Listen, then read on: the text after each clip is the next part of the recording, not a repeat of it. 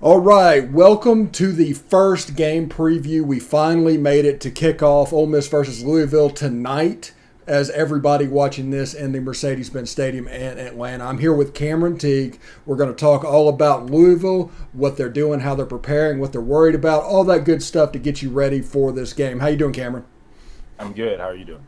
I am doing quite well. I've just been waiting and waiting and waiting for this game to finally get here, and it finally did. Yeah, Because this has been an unbearably long off season compared to normal off seasons, in my opinion. yeah. No, I agree. It seemed like forever, so I'm glad it's here, and I'm ready to get football started. Okay, Cameron covers Louisville with the Louisville Courier Journal up there in Louisville, Kentucky. Tell me a little bit of what's going on with these guys and what's kind of concerning them going into the game. Yeah, I mean, I think one, they're healthy out of fall camp, which is good. I think they should have pretty much everybody available. Defense looked really good in fall camp. I think the worry for them right now is their offense, and who steps up a receiver. You just have a lot of guys who just don't have that experience after losing two NFL players last year at receiver. So that's the biggest question: is if Ole Miss really puts up with some points, can Louisville's offense win a shootout with some inexperienced receivers? And I think that's the biggest question mark coming into the game. Yeah, and do they have experience at the running back position as well? I thought I saw that Javian Hawkins got released by Atlanta yesterday. I thought he was back for Right. whatever reason. Yeah, no, he got released by Atlanta, signed to Tennessee, and just got waived by Tennessee. But Okay. he's gone. Jalen Mitchell started the last two or three games last year. Hassan Hall, also who started all of 2018, is back. He split carries in 2019 and in 2020, so he'll be back as well. And then they have a freshman in Travion Cooley who's had a really good spring, and I think he'll get some snaps this year as well. And Malik Cunningham had a little bit of trouble with the turnovers last year, as we talked in our earlier video this summer. With an inexperienced wide receiver core and a little bit of experience in the backfield, is there a concern to be extra conservative with him, or are they going to turn him loose?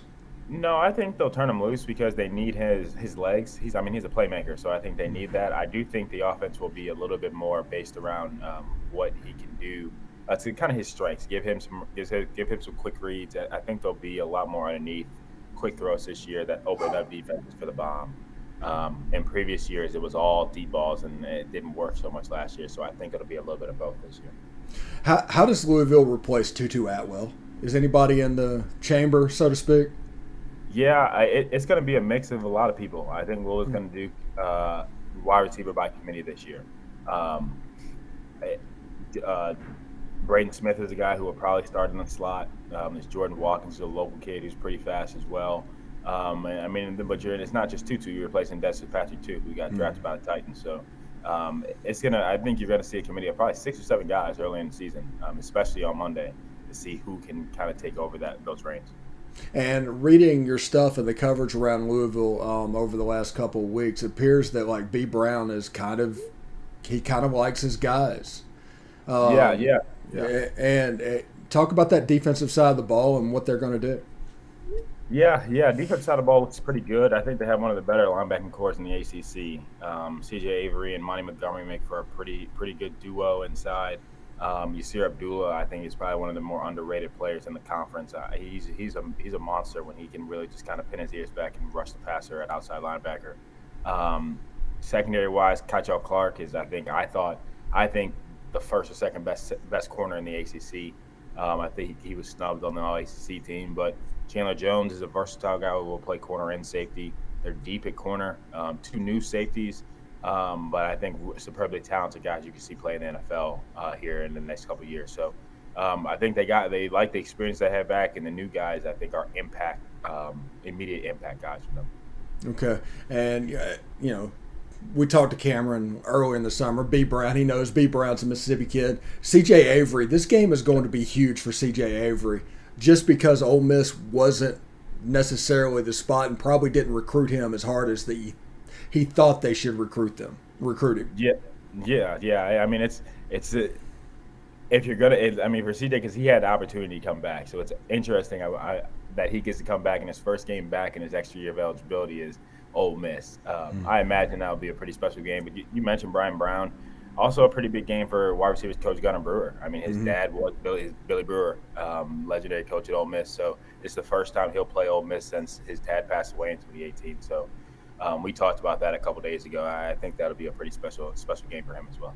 Yeah, another coach that has Ole Miss ties is Jack Bicknell. And Yeah. how does he feel about the offensive line and what's going on there? Yeah, he thinks that Louisville's offensive line could be one of the best he's ever had. I mean, they're deep, probably 8 or 9, maybe 10 deep right now. I don't know how good the top tier talent is in terms of like, I mean, they had Nakai Becton, who was a first round pick a couple years ago, but I think they got a deep group that's getting better. I think they're going to be much better than they were a year ago. Okay. And what matchup are you looking forward to in this game? Like just two players matching up that you want to see above the rest of them?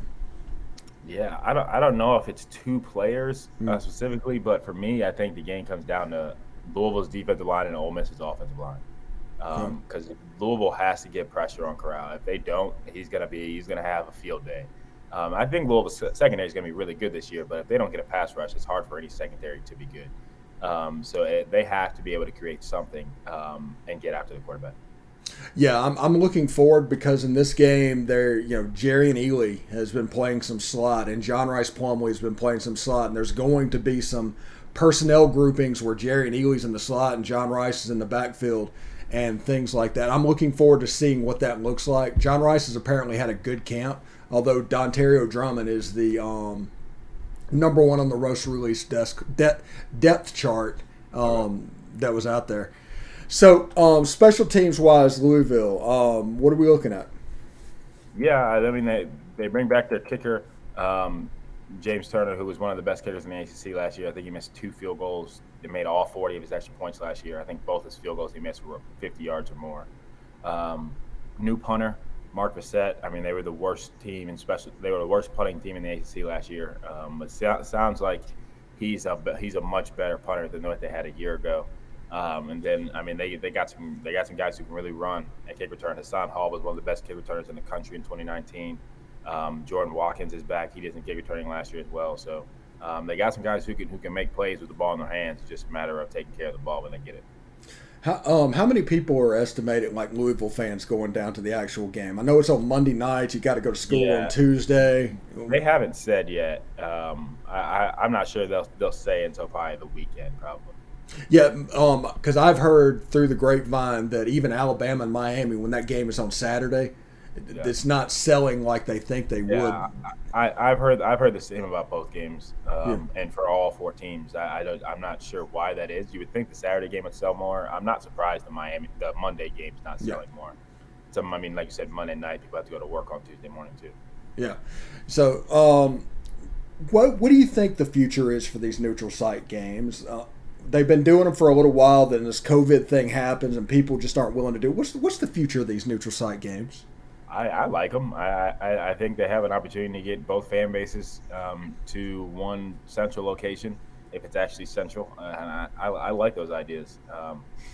I think these teams would rather do that than play a true road game. Like Louisville doesn't want to go to Ole Miss, and I don't think Ole Miss wants to go to Louisville. So I just think it's a way for these Power 5 teams to play each other and not have to risk going on the road and playing in a true road environment. I mean, because I don't think you would get Louisville Ole Miss if it wasn't for this neutral site.